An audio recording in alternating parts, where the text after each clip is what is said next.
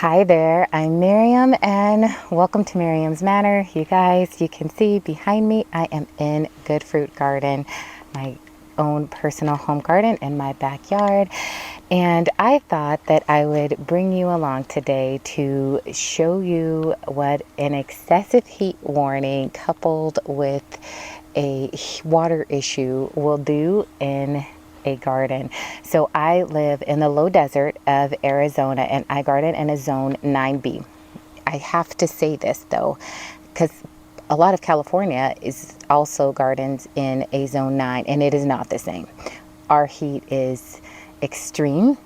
We have very little cloud cover on a regular basis and our weather just gets extremely hot in our summer months. Now, it is about 7 o'clock in the morning right now. I am already sweaty, if you cannot tell, because I just got back from a jog.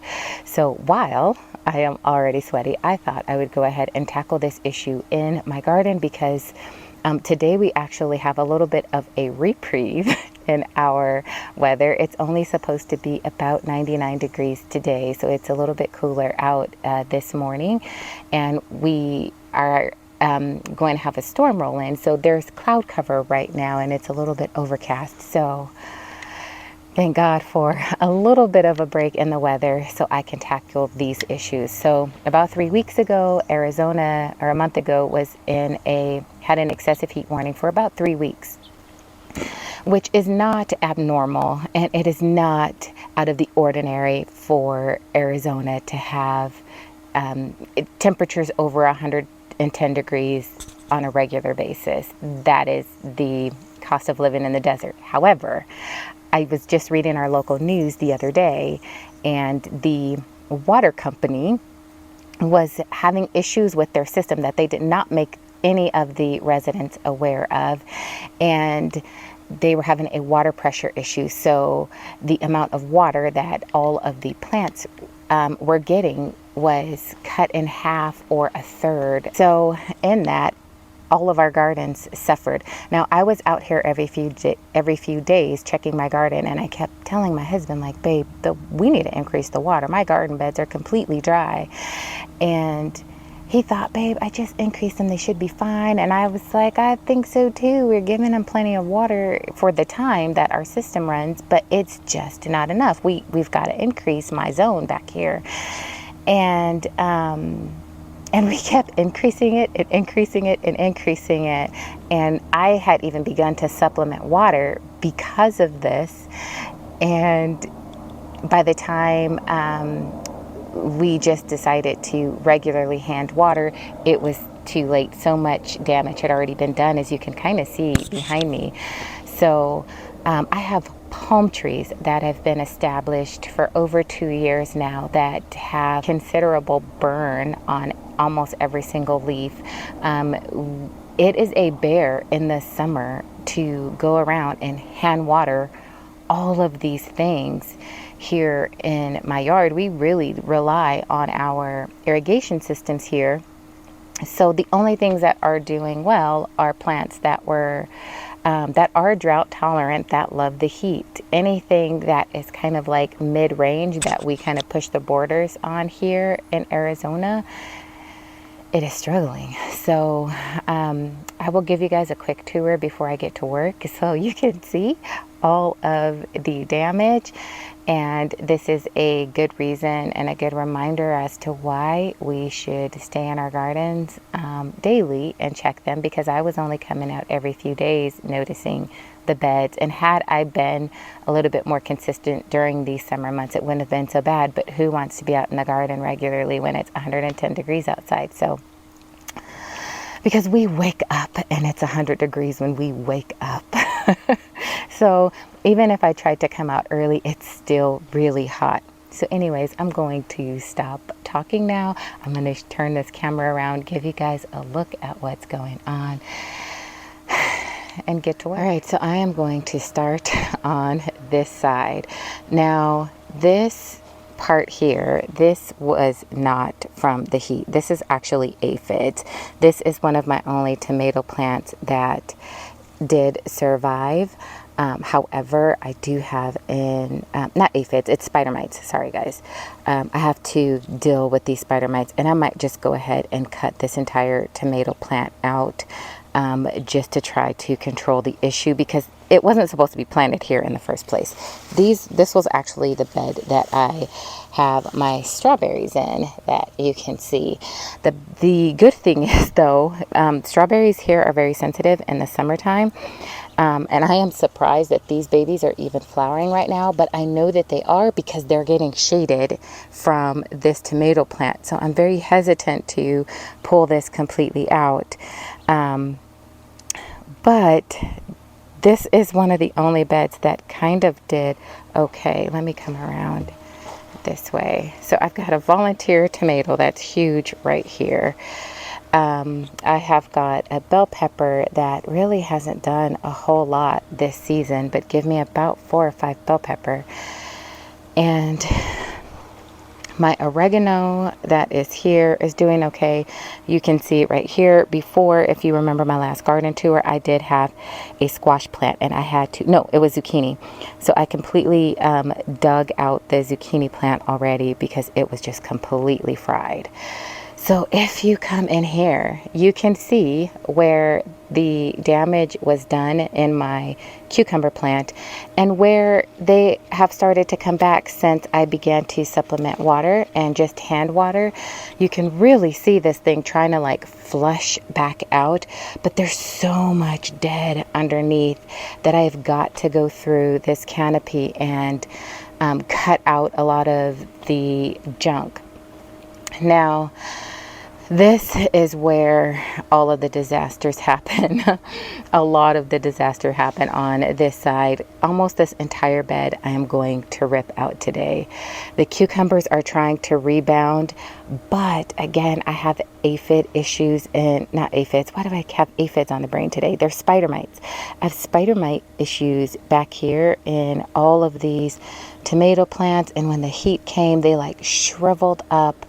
And I just don't think that any of this stuff is worth saving at this point, especially because even though they have a ton of fruit on them, I don't know if you can tell, but I had to put a net over my tomatoes because the birds were getting them. But if you can see all of that fruit in there, they are still putting on a ton of fruit. So it really hurts me to try to pull all this out. But at this point, I just don't think that any of this stuff is worth saving. It really just needs to come out, and I will plant fresh in the fall. Like in another month, I'll be able to replant everything. Now, I don't know if you guys also remember me showing you, I had a bare root hydrangea that I was growing, and look at it. I was wondering if it could possibly make it if it stayed shaded, and my garden here is shaded, but look, it's like completely died back when we had the heat warning. But I've got some new life going on right here. So again, since I was hand watering, this ended up coming back. There's a new little bud right here. So I am not going to pull this out yet and call it quits. I am going to see if this thing rebounds and see where it goes. And coming around this way, I had a really big, beautiful squash plant in here that completely fried, and I already took that out. My basil is doing fantastic, and this basil will stay. And then this tomato plant I am going to remove as well. But this whole bed, got my hair stuck on this arch. This entire bed is just got to go. It looks terrible. This bed back here, I had green beans growing up this vine and coming up over this way. You can see I've already kind of taken them off of the trellis and piled them in here. Those are all gone. The cucumber on this side made its way over though, and this one is also trying, so I'll get those put back up. But my sun sugar tomato and my sunburst tomato are gone, just gone. Everything is just destroyed. So at this point, I am going to pull everything out of this bed out. I have a volunteer ficus tree that is growing in this bed, and I don't know, I think I might try to pull it up and repot it in the fall when the weather cools down a bit. Again, this tomato plant completely gone. This basil plant is doing very well, and my banana pepper plant has survived as well. You can see a few buds on it there, getting ready to open up probably in a week or so. So this plant I will also keep, but a lot of what is in here needs to go. Now out front, you can see my pile, how I've been pulling stuff out little by little over the past few days, trying to do a little bit at a time when there was a little cloud cover. But my lantana, look at how gorgeous this thing is. I have cut this back like 4 times already this summer, and it is just still bursting. I never got a chance to cut back my hibiscus, and I'm not going to this summer. I'm going to wait until the weather cools down next month and begin to do like my hard cutbacks on things. Now my gladiolus have all died back at this point. I was waiting for the leaves to completely die back on all of them so I can go ahead and cut those back. That's the tall spiky leaves you see coming out of the softer lime green leaves. I transplanted some of my cannas back here that were by my fire pit, and I just threw them back here. The bulbs were broken. I was trying to clean out that area, and I'm like, I'll just toss a few back here, see if they'll make it. They're doing fantastic. They look so good. My ground is a little wet, if you can see, like right in here, because we did get a good rain last night, so that was nice. But as you can see, the sweet potato vines are doing beautiful. They have become just this massive block here, and you can see where I was really overwatering when I knee-jerked and really like soaked everything. So you can see where some of the leaves here are a little bit whiter from overwater. I know that they're not iron deficient because I've been giving them iron regularly. But you can see just the beautiful sieve and carpet that this has created in this bed. It's kind of taken over, and I'm just letting it do its thing because it's one of the things that actually look so good in my garden right now. And then we have this. This is so sad. These plants, trees, period, out in Arizona are not cheap. I have 9 of these, so if I have to end up replacing every single last one of these, that is just going to be a huge expense all at once. But since we've been giving the extra water, I do see new leaves pushing out. So my plan is to cut all of these back. I am not going to cut them while it is still so extremely hot outside, because I don't want to expose all of this new growth and then just have this burn up when these leaves are at least offering it a little bit of protection. As soon as the weather breaks, I'm going to come in, cut all of this back, and then kind of just start fresh and let them be skinny little tiny palm trees. But I'm going to stop talking now because I've got a lot of work to do, and I want to do it before the weather gets too hot and tackle all of this in here. I have a cucumber here. Oh, this makes it so much harder to know if I want to cut this out. But I think I still must. I'll just save that baby cucumber because this is just, it's too far gone and I don't want to fuss.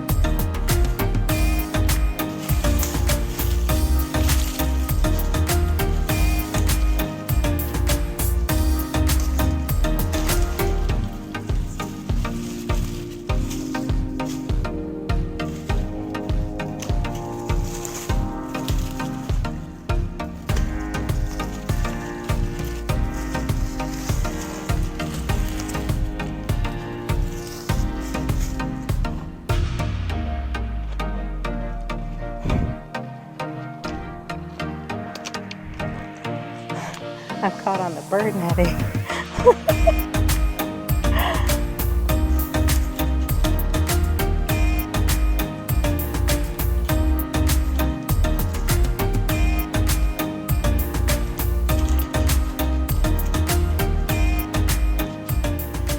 So not only am I glad to see all of this gone, but this is very flimsy cattle panel back here. And one of the reasons why it's a little easier to let it all go is because I got some harder cattle panel like I use over here for this arch to go along this back. But it was too hard to switch it out when I had all of this vegetation over here on this side. So now that I'll just have a clean slate, I can kind of start over and put up the thicker, more durable cattle panel that I've been wanting to install now for, I don't know, like 4 months. So that'll be at least a nice part to it.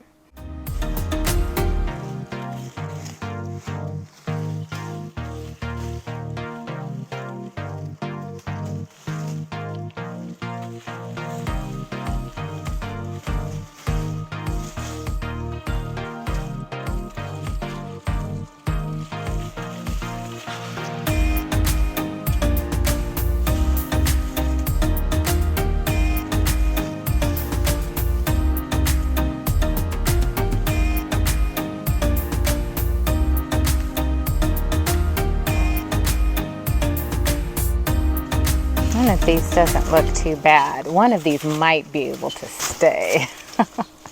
I'll just cut it all the way back and see if it'll flush back out.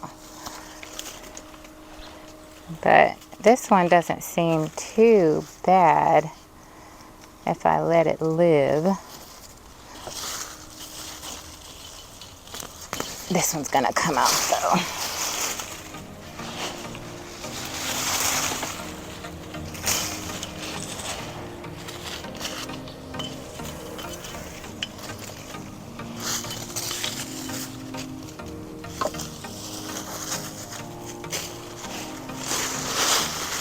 Uh-oh. Sorry, ficus.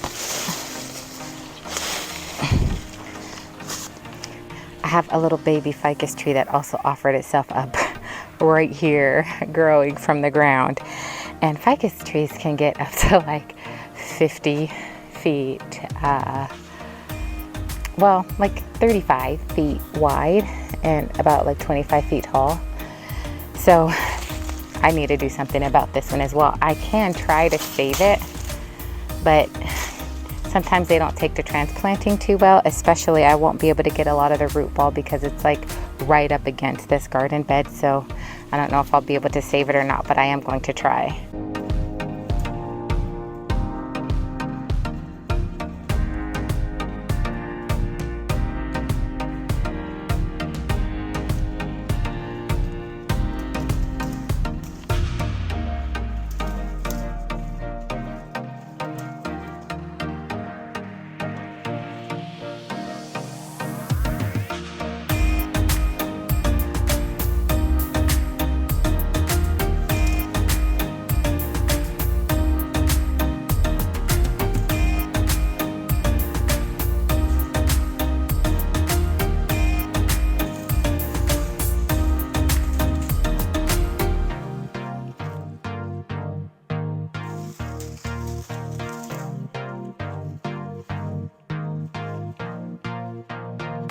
You guys, my microphone completely cut out on me yesterday at this point in the video and I didn't realize it, so I'm going to be doing voiceovers.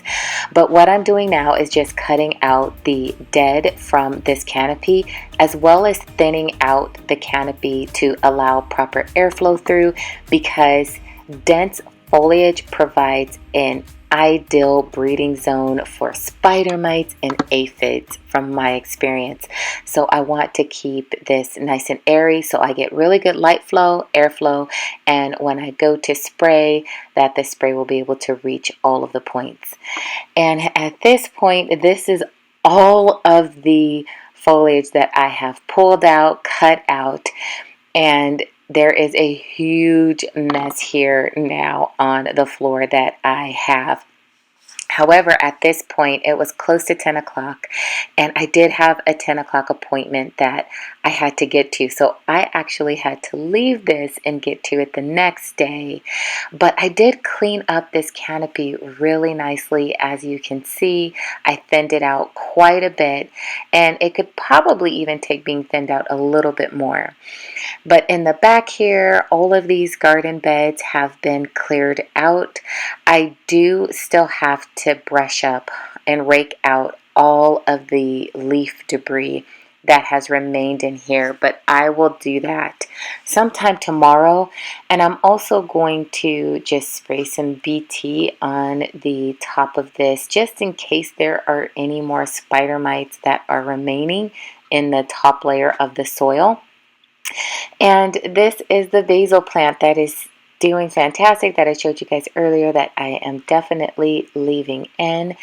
And on the back side here, I did decide to leave this cucumber plant. This was really healthy. It is pushing new growth, and it is already flowering as well. And the leaves just look fantastic on both sides. I always check the undersides of the leaves for any little critters, and this one was completely clean, so I am leaving this one in place. And tomorrow morning I'm going to come back out and just finish the rest of the work that I have to do out here. So I am so sorry that my lips are not matching what I am saying now, but that's what happens when you get technical difficulties. But what I was saying was thank you guys for hanging out with me while I go through this process of clearing out my garden beds. I am going to be doing more garden videos. My plan right now is to release the videos on Mondays.